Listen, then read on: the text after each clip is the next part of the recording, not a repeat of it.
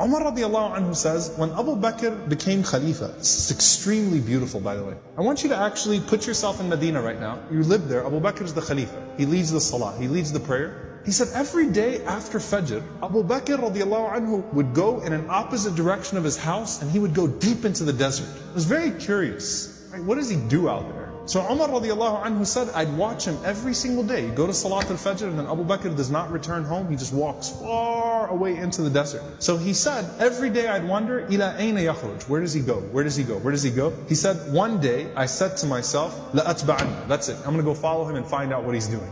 I just can't get over this curiosity of mine. So Umar radiallahu anhu said, I kept the pace from him to where he was at the end of my eyesight, meaning I walked just as far away to where I could still see him. And then he said, I saw him go into this beat up old house. So Umar radiallahu anhu said, I quickly went and I hid behind. And he said, he spent a long time in there. It wasn't like a short amount of time. He spent a long time until after the sun was up, meaning it was getting hot. This is after Fajr, this is way past Duha, way past sunrise. And it got hot and then Abu Bakr radiallahu anhu left the home and he made his way back to Medina. He said, this is way out of the city of Medina now. This isn't even the city of Medina right now. Way out of the city of Medina. So Umar radiallahu anhu said, I waited until I could no longer see him, meaning he made his way back to Medina. And Umar radiallahu anhu said, I knocked on the door, okay? And he said, this woman opened the door. She was elderly, she was frail, she was blind, and there were a bunch of little kids running around, okay? So I said to her, Assalamu alayki, ma sha'nukum ya amatullah. So peace be unto you. What is your situation, O servant of Allah? And she said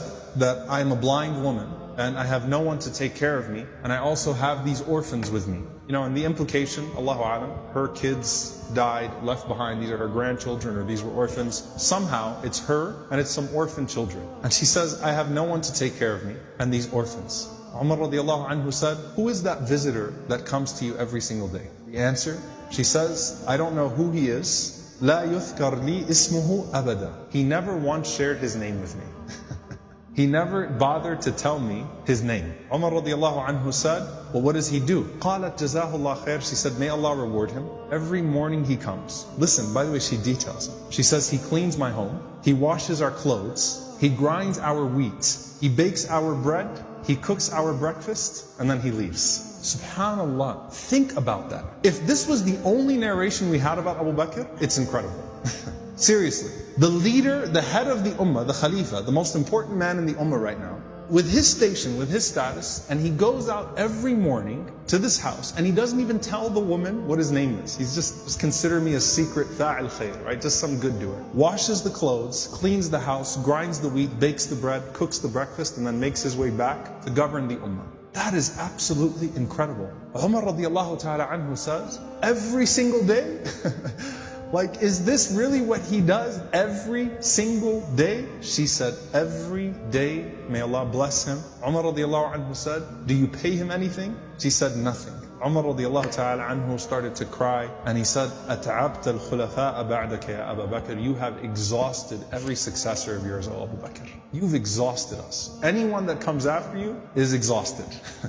Because this is a standard that is impossible for us to meet. A gem here, by the way, very important. Can you imagine how many deeds of Abu Bakr that history has never recorded? You know, the books of the fada'il, the virtues of Abu Bakr, the things that he used to do. Can you imagine how many of those secrets he actually managed to hide? And why did he not think of himself too good to still do that thing? And by the way, a lesson for all of us. If you're someone who does some khair that everyone knows about, you better have some khair that only Allah knows about. Right? You better have some khair that only Allah subhanahu wa ta'ala knows about. And let it be an involved khair too. Okay? An involved form of good. Not just a secret charity. But this is something that has a spiritual reminder and effect on him too, right? Going and visiting this elderly woman and her orphans every single day and doing those things.